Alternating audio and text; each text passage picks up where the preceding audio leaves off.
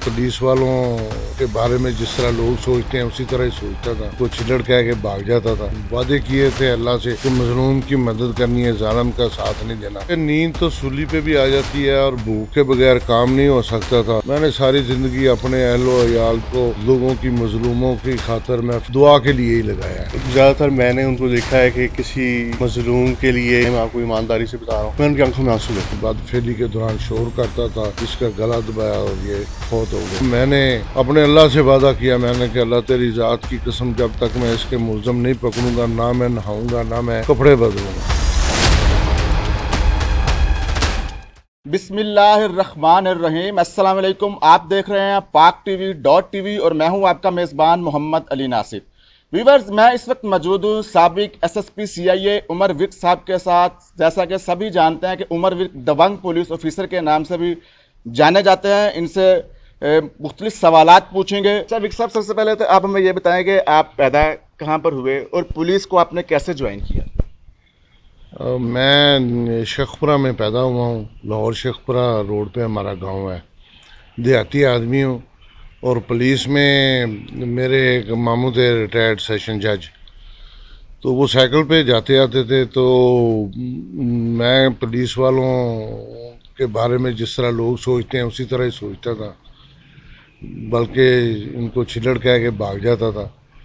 तो मुझे उन दिनों में अंधेरा जाला ड्रामा चलता था, तो मुझे उन्होंने कहा कि ये इंसान के अपने इख्तियार में अच्छा किरदार अदा करे या बुरा।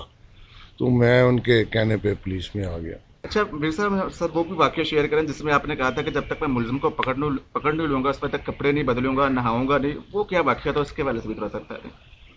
वो वाकया ये था, थाना शालीमार में एक बच्चा था, गरीब लोग थे, उसका बाप सऊदी अरब में गया हुआ था। सऊदी अरब से वो वापस आया, उसका ससुर बीमार था। तो उसके बाद उसका बच्चा पैदा हुआ। इतने साल मैंने उससे पूछा कि यार तुम वापस क्यों नहीं आए? उसने कहा मेरे पास आने का किराया ही नहीं था।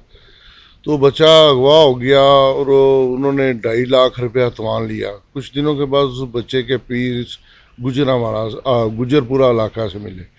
जब मिले तो दिल बहुत ख़राब हुआ। तो मैंने अपने अल्लाह से वादा किया, मैंने कि अल्लाह तेरी ज़ात की कसम, जब तक मैं इसके मुलज़म नहीं पकड़ूंगा, ना मैं नहाऊंगा, ना मैं कपड़े बदलूंगा। तो क्योंकि नींद तो सूली पे भी आ जाती है और भूख के बगैर काम नहीं हो सकता था, तो मैंने ये बात अपनी बीवी और अपनी माँ को भी बताई। फिर हमने दुआ की और कुछ दिनों के बाद वो बच्चा जो है उसका मुलज़म हमने पकड़ लिया। वो एक दुकानदार था। वो बच्चा जब अपना, उसका बाप जो आया था वो अपने इसके नाने के पास गया, तो उसकी माँ ने ट्यूशन पढ़ने के लिए गया था, वापस भेजा तो वो उसने बुरी नज़र से उसके साथ बदफेली की। फिर उसको मार के फ्रीज़र में रख दिया। फिर उसके पीस करके गुजरपुरा के इलाके में लिफाफे में डालकर फेंक दिए। तो दिल खराश वाक़या था। उसके पास वापस आने का किराया नहीं था। 2.5 लाख लोगों ने पैसे डाल के दिया, तमाम भी इकट्ठा कर दिया। तो बस ये मेरे लिए ज़िंदगी मौत का मसला था। तो मैंने ये दुआ, मैंने कहा यही मैं कर सकता हूँ। तो फिर मैंने ये दुआ की, मेरे माँ ने दुआ की, मेरी बीवी ने दुआ की। मैंने सारी ज़िंदगी अपने अहलो अयाल को इस लोगों की मजलूमों की खातर, मैं फ़लाँ केस पे जा रहा हूँ, फ़लाने केस पे जा रहा हूँ, दुआ के लिए ही लगाया है। फिर अल्लाह ने मदद की। फिर हमने ट्रेस कर लिया, वो पैसे रिकवर किए जिससे उसने पीस किए थे, उसके कपड़े रिकवर किए। उसने सारा इतराफ़ जुर्म किया कि मैंने ये बदफेली के दौरान शोर करता था, इसका गला दबाया और ये फौत हो गया। तो फिर मेरा ये कसम खाना ही बनता था कि भाई जब तक इसके मुलज़म ना पकड़ूँ, मैं फिर ना नहाऊँगा, ना कपड़े बदलूँगा। तो सर, अपनी ज़िंदगी का कोई ऐसा वाकया हमारे साथ शेयर करें कि जहाँ पर आपको लगता हो कि मैं मजलूम की इस तरह आवाज़ बना था, शायद उसी दुआओं की वजह से आज अल्लाह ताला की मेरे ऊपर नवाजिशें हैं। कुछ ऐसा वाकया दौरान ड्यूटी पुलिस में, कोई ऐसा वाकया हमारे साथ शेयर करें? क्योंकि पुलिस में वादे किए थे अल्लाह से कि मजलूम की मदद करनी है, जालिम का साथ नहीं देना, ये सबसे बड़ा था।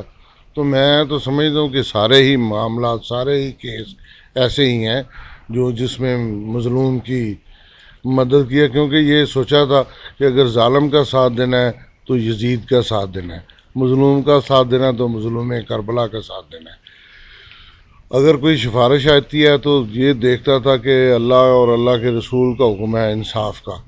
तो फिर मैं सोचता था अगर कि मेरा बाप मेरा भाई कोई भी सिफारिश करता तो मैं कहता था कि दूसरी तरफ अल्लाह और अल्लाह का रसूल है, आपने किसके, तो मैं फिर इंसाफ की बात करता था। अच्छा विक साहब, हमें उस वाक़ये के बारे से बताया कि जब मोहम्मद हफीज़ क्रिकेटर आपके पास आया था तो उनके साथ भी कोई फ्रॉड हुआ था, वो क्या वाक़या था? मुझे आपने कहा था मैं 3 सवाल करूंगा, आपके 3 सवाल पूरे हो गए, मैं अब और कुछ नहीं बताऊंगा। शुक्रिया। जी बिल्कुल, अब मेरे साथ मौजूद हैं उमर विर्क साहब के बेटे अवैस विर्क साहब। हम उनसे गुफ्तगू करेंगे। उमर विर्क साहब एज अ फादर उनके साथ कैसा रवैया है, और ज़ाहिर बात है उमर विर्क साहब ने दहशत गर्दों को पकड़ने के लिए उनके ख़िलाफ़ जो कार्रवाइयाँ की, उसकी वजह से उनकी फैमिली को भी किन मुश्किलात का सामना रहा है, क्योंकि जालिम के हाथ भी बहुत बड़े बड़े होते हैं। जब आप मजलूम का साथ देते हैं तो इस किस्म के सवालात इनसे पूछेंगे। अस्सलाम वालेकुम। वालेकुम सलाम। वैसे भी क्या हाल चाल आपके? अल्हम्दुलिल्लाह जी बिल्कुल ठीक है। सबसे पहले तो आप ये बताएं कि आप क्या कर रहे हैं आजकल? मैंने जी अपना मास्टर्स कंप्लीट किया है एफसी कॉलेज से, और पॉलिटिकल साइंस के अंदर। तो इंशाल्लाह अब आगे अपनी फर्दर एजुकेशन को भी करेंगे और कैरियर को भी स्टार्ट करेंगे।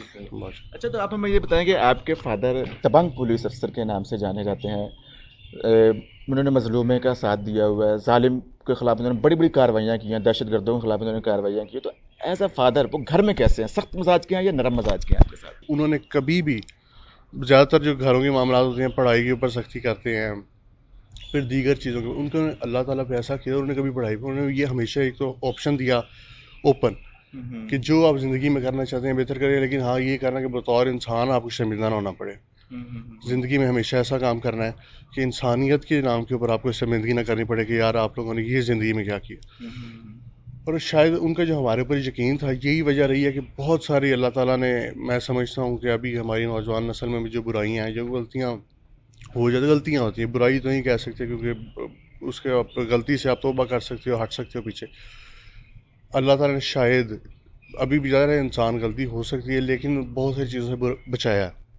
सिर्फ यही सोच के बचते रहे और हमेशा एक कदम पीछे हट गए कि यार अल्लाह ताला ने जो उनको इज़्ज़त दिया, जो उनका हमारे पे यकीन है, हमारी वजह से उनको शर्मिंदगी ना होनी पड़े सामने, इस वजह से।